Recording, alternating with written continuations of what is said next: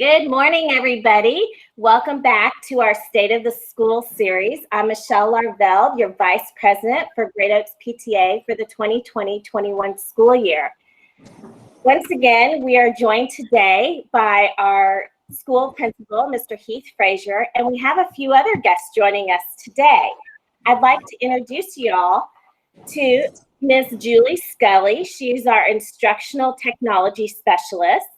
Ms. Jessica Harlow, first grade teacher and this year's teacher representative for PTA. And then we also have fifth grade teacher, Mrs. Heather Guerrera, and also, might I add, last year's Great Oaks Teacher of the Year. So welcome, everybody. So what we're going to do today, we're going to take a few minutes to talk about our virtual learning environment.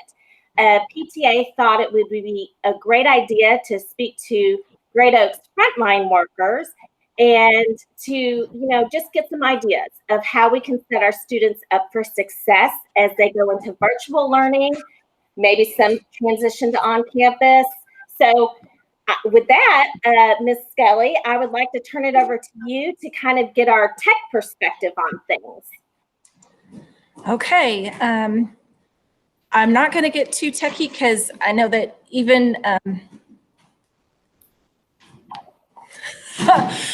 it can get very technical and probably what you've got at home is working anyway. So let's talk about learning technology and all the rabbit holes and squirrels you can chase when you put technology in front of kids.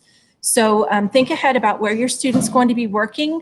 Eye contact is great when you're checking in on your kids. If you've left them alone, but you just want to get an eyeball check, make sure they're good.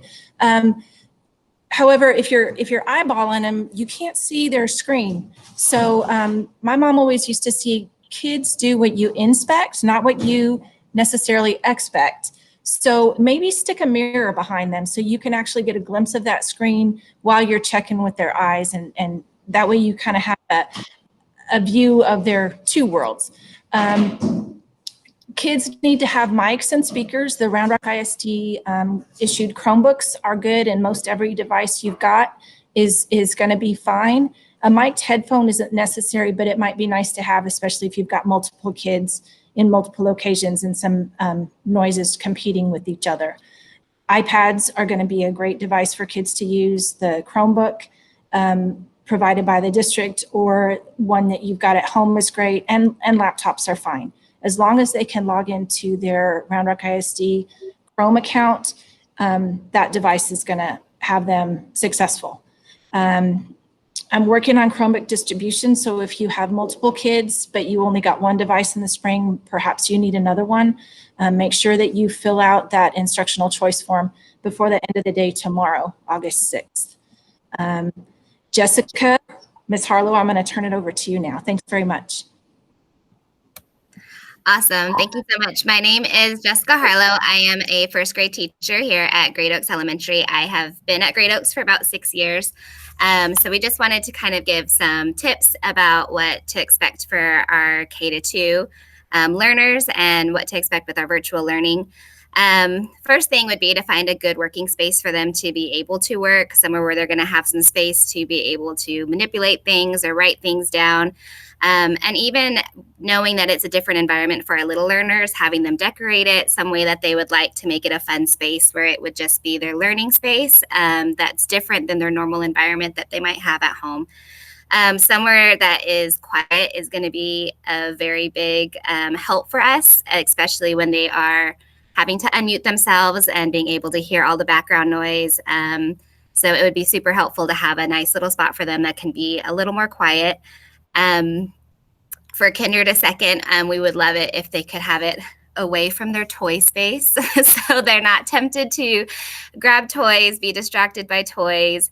So having a space that maybe might be out of their bedroom even that has all of their things. I know for my daughter, I had to put her downstairs where she wasn't next to things that might distract her last year. Having a variety of books for them to be able to have to read, ways for them to organize their materials. It would be great if they had a whiteboard with an expo marker so that way they can show us their work on the screen. If not, that's totally fine. We can do paper and pencil as well.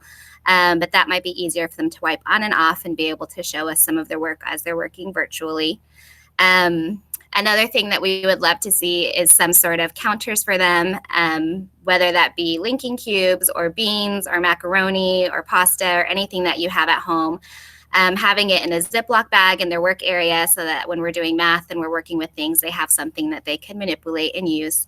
Headphones would be a great idea as well, just again, because of the background noise and the ability for them to be able to focus and really work on their work. Another big thing would be practicing that mute and unmute, especially for kinder first and second, as they're learning how to really engage with the technology and being able to hop on and off and be able to respond to questions, and then putting themselves back on mute so we don't hear all the background noise from all of the students who are on the call at the same time. Also having a way for them to be comfortable, a comfy seat, a chair. We realize that they're probably going to be wiggly, and that's totally fine. It's expecting a lot of them to sit for a good amount of time. So having a spot for them to wiggle or move is totally fine. Having them have a comfy space. We just want them to be comfortable as they're getting to do something different and have to be on technology for a little bit. And so we're totally understanding of the wiggle time, but having that good space for them and having that environment for them will be really helpful. The last thing would be just to really find a way to keep track of time for your student and help them if they're getting on off small groups, especially for the first couple days. I'm guessing they might need a little bit of help, and being able to just be there to teach them the routine of hopping on and off their calls, and if they need to get on to their small group time, making sure that you're helping them keep track of when they need to get back on or when they need to get off to work on their own. Other than that, that's kind of what we have for kinder to second to kind of help our students be successful this year. And I'll hand it over to Ms. Guerra.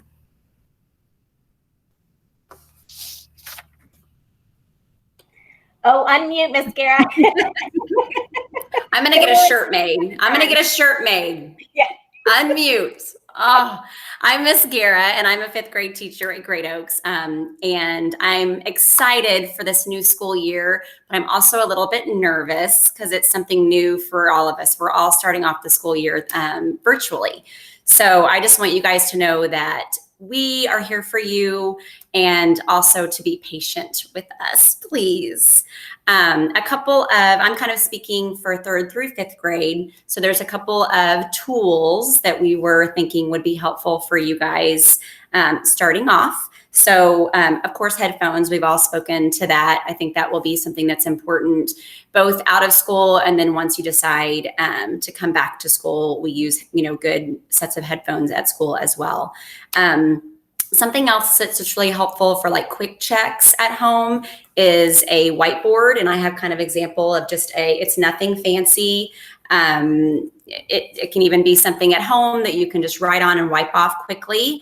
They've got some fairly inexpensive ones at Walmart, H-E-B, Amazon. So just something that's kind of easy for a quick check for you guys.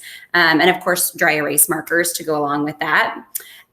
Calendar would be something helpful so that you can write down your assignments and then possibly cross them off as you do them, just to help you stay organized and on top of your little organizational leadership qualities. And then, of course, your pencil sharpeners. And then something that's also kind of helpful would be a timer. They have online timers, but they also have, your microwave has a timer. I think Amazon Echo, and all those things, they have timers. So nothing fancy either, something that you probably already have, but it's kind of nice to set a timer for certain things. Like this is your work time, and then this will be your break time, things like that. Or in 20 minutes, you need to get on your meeting with Ms. Guerra. So, setting those timers really helps. And then just some helpful tricks that I've kind of experienced is making sure that your student they have their full face at the camera versus just their forehead. So that just assures us that they're really paying attention. Also making sure that phones are put away, that TVs are turned off, things like that. Also just waking up. A normal day, like you would wake up for school, have breakfast, brush your teeth, get dressed in something comfortable. Sometimes when we wear our PJs, we're kind of still in that comfy, cozy mode, and we want us to kind of be ready for school. So wearing something comfortable, but probably not our PJs. Also sitting in a comfortable place where you will learn best. I know our beds are really, really cozy, but that's probably not the best place for you to learn in your bed. So having a designated space with your tools there with you to kind of help you learn best. And then just last, just that being patient and flexible with us. And please, please, please, parents, if y'all have any questions, please don't just, like technology can be very frustrating, and don't be hard on yourselves. Let us know. We have a lot of tricks in our toolbox. And if we can't help you, we know somebody who can. So please, please ask. That's what we're here for. So it's going to be a great year. Thank you. Thank you all very much. That was great. Great conversation. Miss Scully, I love the mirror trick, and I am totally turning the desk around and putting up a mirror. that was great. So thank you all very much. And I have to admit, I did get a little misty-eyed because it's just exciting to see y'all and the energy surrounding the anticipation. We're all anxious and nervous, and there's so much uncertainty, but you guys just make it all better. So thank you. Thank you. So with that, Mr. Frazier, we think you're pretty great too. And I know we did get some other questions or some more questions from our community. So I would like to take an opportunity to kind of walk through those, if you don't mind. So the first one we got was, this was great. You mentioned in the last video that my child's teacher will be calling to introduce herself. Will this be his virtual teacher only, or will this be the same teacher for his in-person learning that starts September 10th or whenever that is?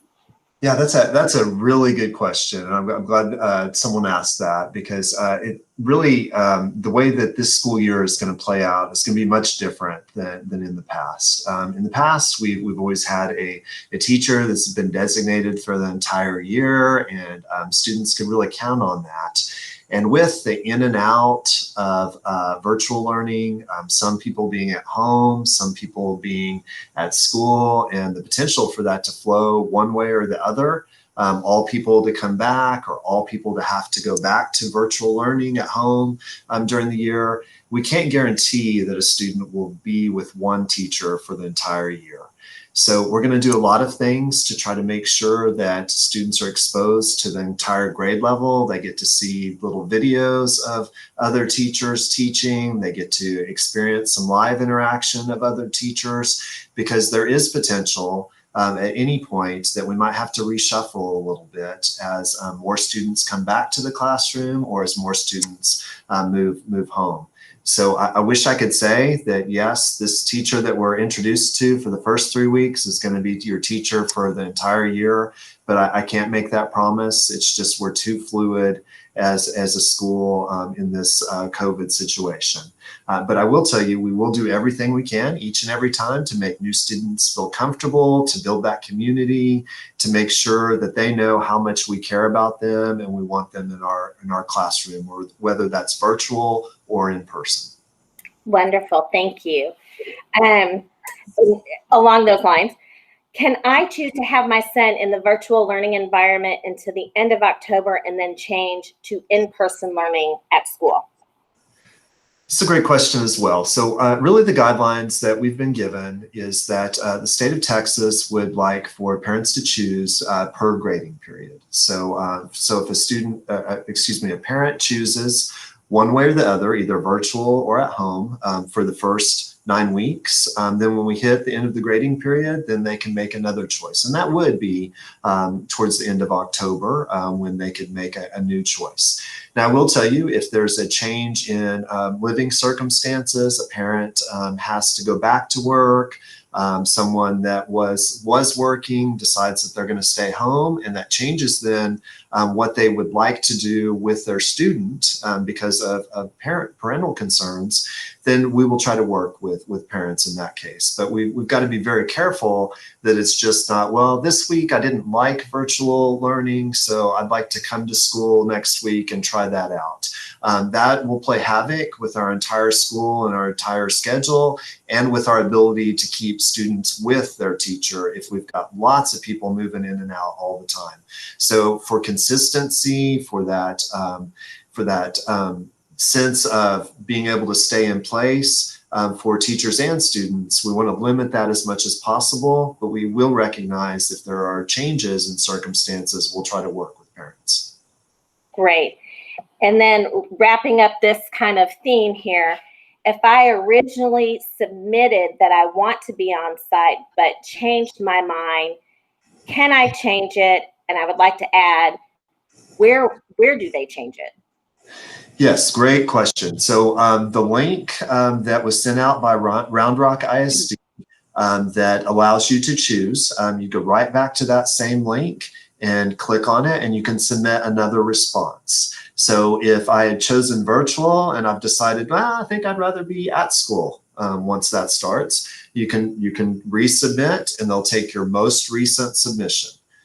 If it's the other way around, you thought, oh, I think that I want them in school, but now that I've heard all the information, I think I'd like to go to virtual learning, you can resubmit, and they will go with the most recent submission for your family.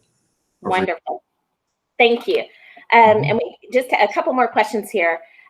What is the goal for how many children will be in a classroom at any one time?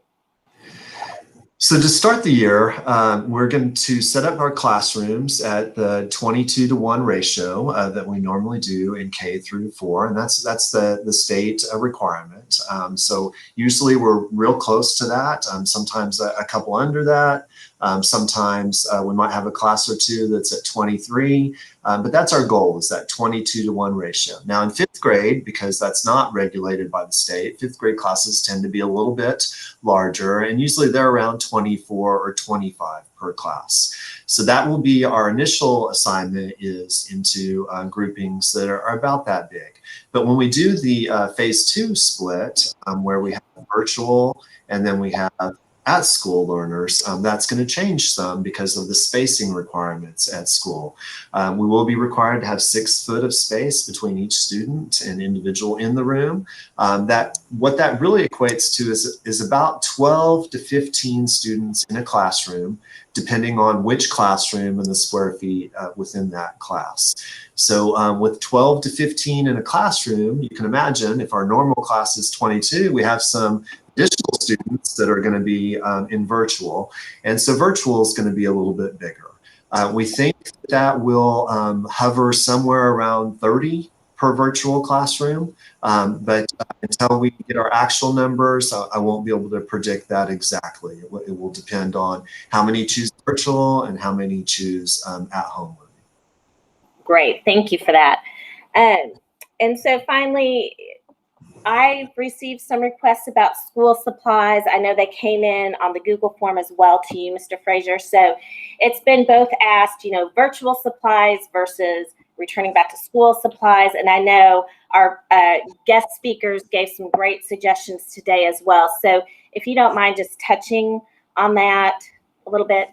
Yes, I'll be glad to. So really our teachers are going to try to design both activities that would be very similar to what we'd be doing in school. So there'll be some writing tasks. Students will be expected to write. And so we'll want them to have some paper and pencil that's appropriate for their grade level and age and development. And so that will be important to have. I would imagine there'll be some time for them to use the crafting materials as well. We want school to be fun. So markers, map pencils, crayons, all those things will be important as well. Some things that might not be as important right now are Ziploc bags or Kleenex to bring to school. Like those things, we're starting out virtually, and we certainly understand that.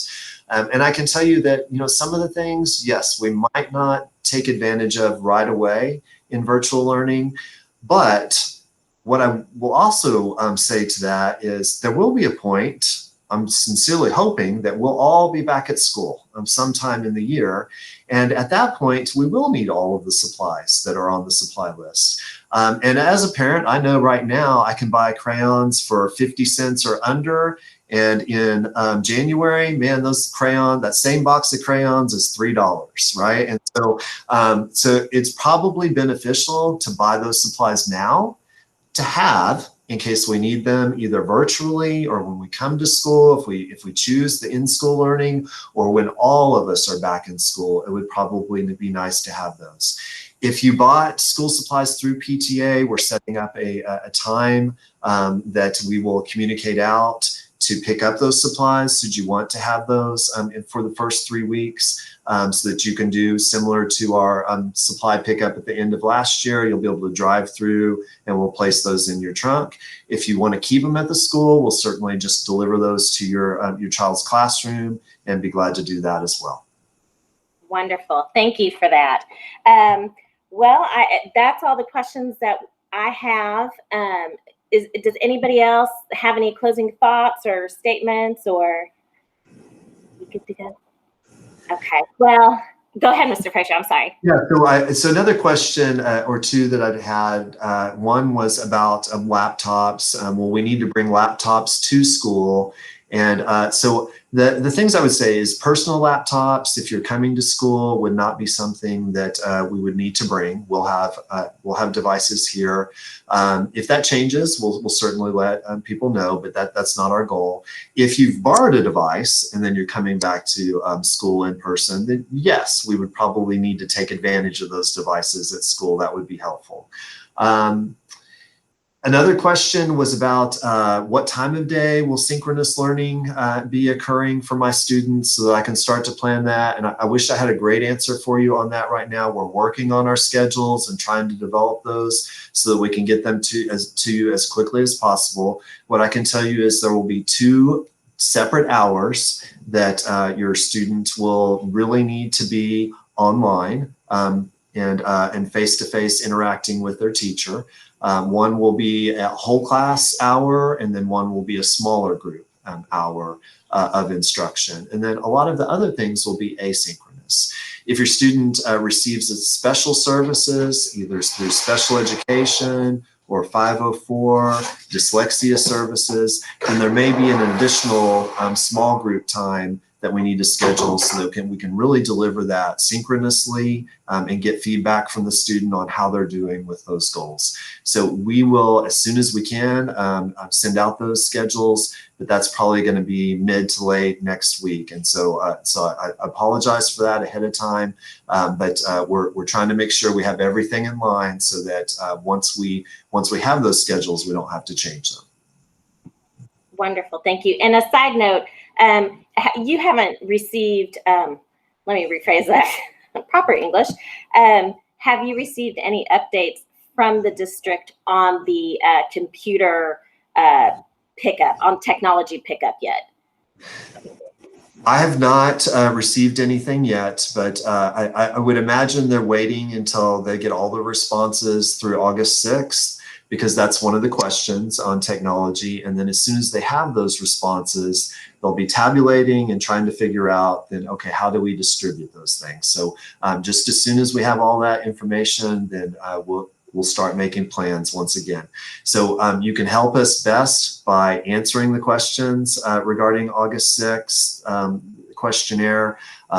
Do you plan on coming to school? Do you plan on instead being virtual once we get to September 10th? And then do you need any technology assistance? And those are great questions that will really help us plan materials, equipment, and classrooms. And so thank you so much for the people that have already responded and the people that I know that will respond by tomorrow. Yes, thank you, Mr. Frazier. I had that down, just a friendly reminder to all that August 6th is tomorrow. I know we all seem to feel like we're still in spring break, March 2020, But, first day of school is only 15 days away. August 6th is tomorrow. And just to reiterate what Mr. Frazier said, the importance of filling out that parent choice form. There's a lot riding on that. And for the school to successfully plan resources, we all need to do our part and fill out that form.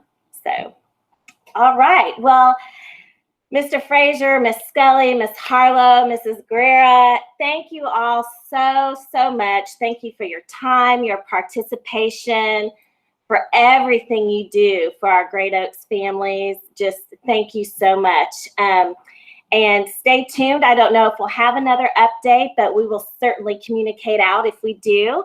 And I would just like to wish everybody well. Thank you so much, everybody. Bye-bye.